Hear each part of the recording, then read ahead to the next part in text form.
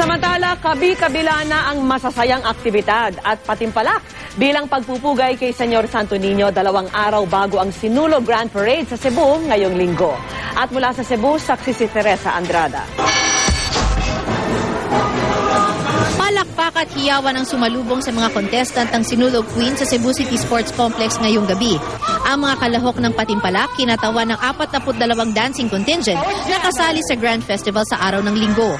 Bahagi pa rin ito ng 9 na araw na pagdiriwang ng sinulog sa lungsod.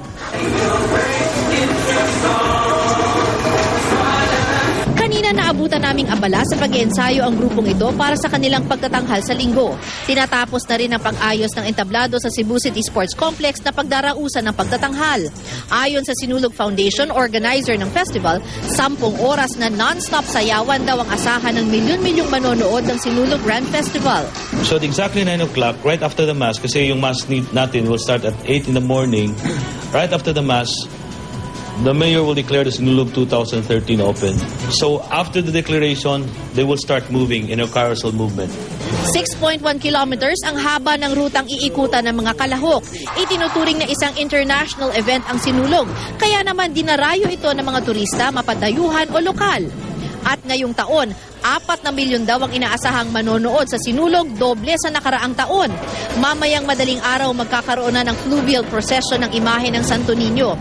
Isasakay ito sa pump boat mula Mandaue City patungong Cebu City, saka dadalhin ito sa Basilica de Santo Niño para sa reenactment ng pagbinyag o pagtanggap sa Katolisismo ni Naraha Humabon at Hara Amihan ang nooy namumuno sa Cebu. Susundan ito ng prosesyon ng mga imahe ng Santo Niño sa hapon. Ginugunita ng pista ng Sinulog ang pagdating ng imahe ng Santo Niño dito sa Cebu. Ibinigay ito ng Kastilang si Ferdinand Magellan kay Hara Amihan bilang isang regalo matapos dumaong ang kanilang barko sa isla ng Cebu at itinuring na teritoryo ng Espanya noong April 1521. Sa Aklan naman, tuloy-tuloy ang pagdiriwang ng Kalibo Santo Niño Ati-Atihan Festival bilang pagpupugay pa rin kay Santo Niño. Ngayong taon, ecological tourism ang tema ng Higante Festival, kaya naman pawang mga endangered species ang bumida. Nag-uulat mula sa Cebu City, Teresa Andrada ang inyong saksi.